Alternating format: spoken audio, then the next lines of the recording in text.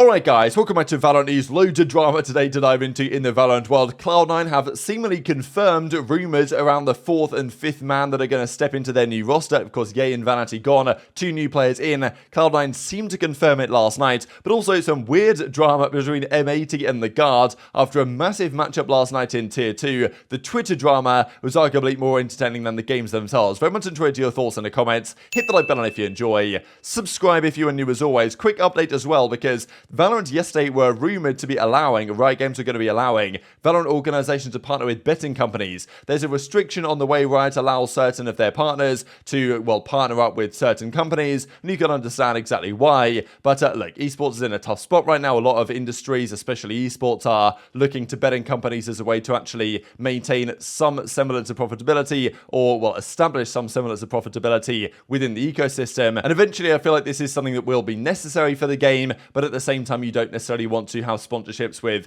dodgy betting companies where they don't have a particularly good track record. So, I don't know, a bit of a controversial one, but rumours were emerging yesterday that indeed they were going to be allowing these partnerships now. However, George Geddes and Purist then got reached out to by Riot, and they said, look, there's no changes right now in how we value team sponsor categories. We continue to evaluate all opportunities, etc., etc. So basically to say that there's no changes, betting companies are not allowed as it stands. Could be good for maintaining some profitability, especially in like the Tier 2 European scene, but you know, for now, no changes on the Riot Games side. Also, confirmation yesterday, I know that we mention this every day, and people say, oh, you know, you shouldn't talk about this as personal stuff, which to a degree it is, but it's also a matter of public record, and you can, like, find on the, you know, on their own county court website or whatever it's called in the US, like, you can find information on this. So, you know, just wanted to give you guys the update that Sick has been released from jail after spending 11 days there for criminal trespassing. I believe Sentinels now paid the bonds that was required to get Sick free, and I think they also paid for his sister to fly to Dallas so that,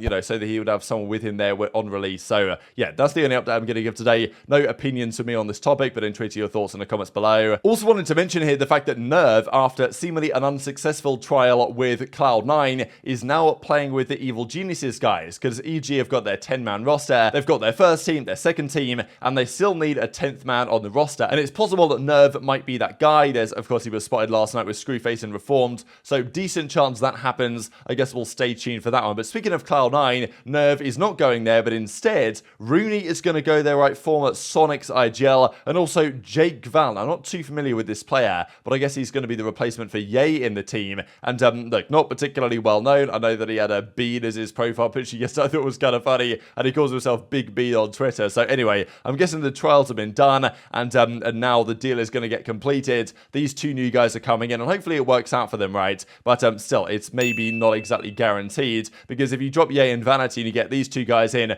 you're not expecting to take over the world, I would imagine, at Valorant, especially when you guys might remember the drama from a few months ago now, when the qualifiers for Tier 2 were going on, and there was all this drama between T-Dog and Rooney, because, as he says, you know, never type in a match again, you're disgusting, and basically just roasting Rooney for getting IGL diffed in Tier 3, and now Rooney's coming into an IGL for Tier 1, which is, you know, that's the difficulty, right? Because if he was having a hard time as an IGL in Tier 3, then obviously they must think he's going to do a good job here for Cloud9. But up against the likes of FNS, or even if they played an international event up against an Angel or a Boaster, like, it ain't looking good for Cloud9 potentially. So we'll see. Maybe Rooney will deliver the goods. I know that people are excited about Jake, and if that's going to work, and even a second says 2-0 marksman black players made it to franchising, and, you know, largely because Cloud9 have been an absolute shambles lately and dropped some of their best players. Now, it's got to be said that, look, in esports in general, there are differing opinions on whether this is going to work or not. As Sean Gare says, hoping these players don't feel the heat of the entire community. Both pickups are great up-and-coming talents. This is a weird opportunity to get your breakthrough shots. It's not their fault that Ye and Vanity got replaced. And then Seal says, look, why do you always use recycle players? But then some people say, why do you pick up these nobodies? These guys are bad, you've got to make a change. So it's like, you know, I think Steel makes a point that everything they do is bad, right? If they drop their good players, it's bad. If they don't make a change because they're struggling, it's bad. If they pick up new players that people aren't familiar with, it's bad. If they pick up recycle players, it's bad.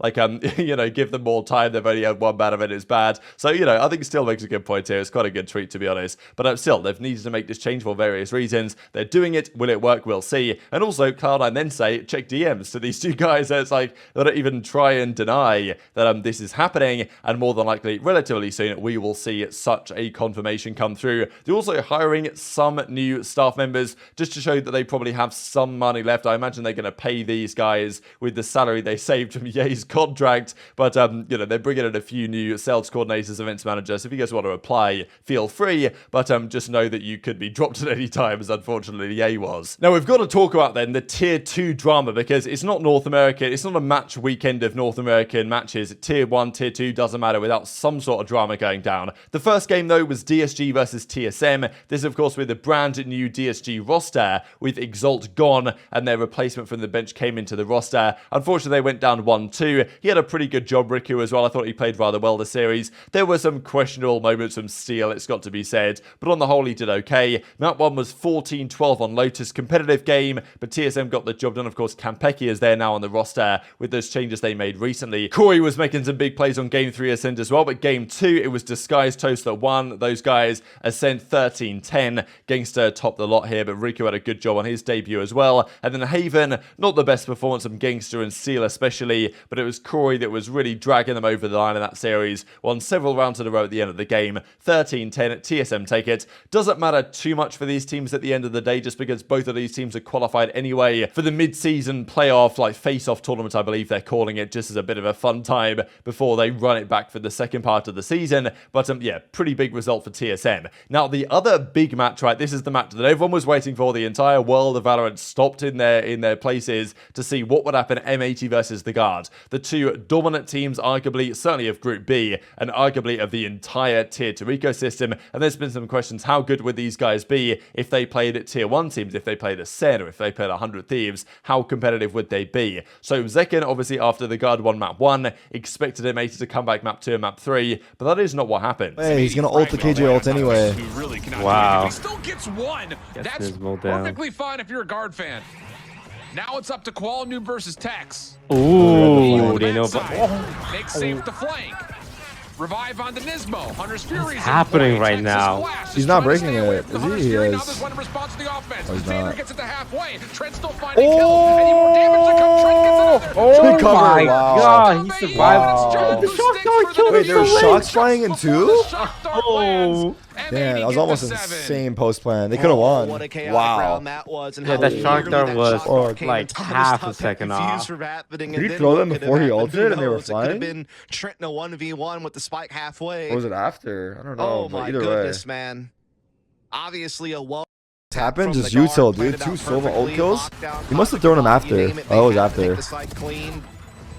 Trent gets 2 with Hunter's Fury. I wonder if he Shot winged lands. that or if he just. If that So a 2-0 result for the Guard. I was not expecting a 2-0. I thought that the Guard could certainly win. I wasn't exactly sure which team was better here. But, I mean, look, I thought at least a 2-1 and map 3 is going to be happening, and I was slightly favouring M80 based on their performances so far. But the Guard get the job done. 2-0 result for them. Honestly, it wasn't, like, comfortable, but it was pretty impressive, to be honest, against a team like M80, given what M80, like, 13-3, 13-2 to DSG just last week. And even Net says he was under the weather. He was throwing up, not feeling particularly well. So for them to achieve that on that evidence is really impressive, and it potentially sets the Guard up as, because I think M80 for a few weeks were now maybe going to be the favourites from, you know, the entire challenger scene to make Ascension, but now the Guard have kind of taken it over again, I guess, by winning the series and saying they are the team to beat. Now, of course, the Guards have been in a lot of drama lately, and for good reason, because their organisation is collapsing. They've you know, taken all the money out of esports. There was a question as to whether they're going to continue at all with this team. It seems like they can continue for now, for the rest of the season with this roster.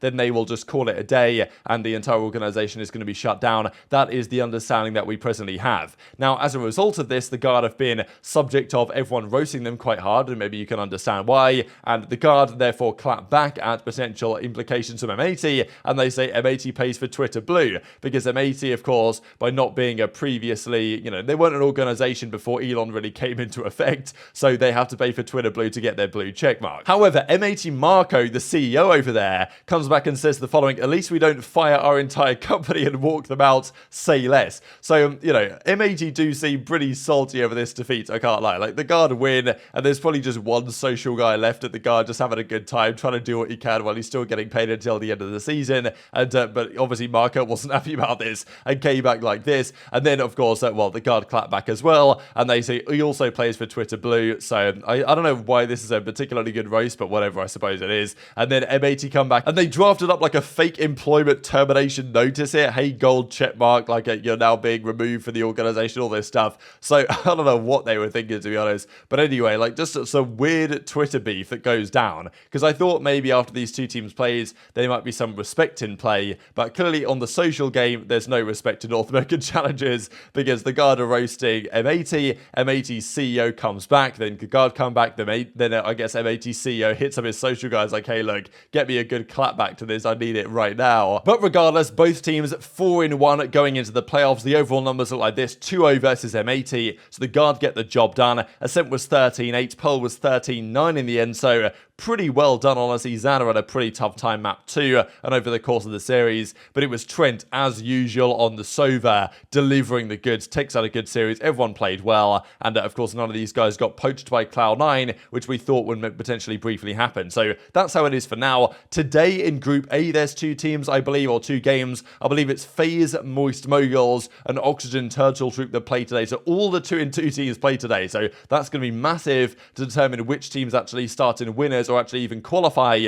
for the face-off tournaments coming up soon. But hit the like button if you enjoyed, subscribe if you're new, take care, and I'll see you next time.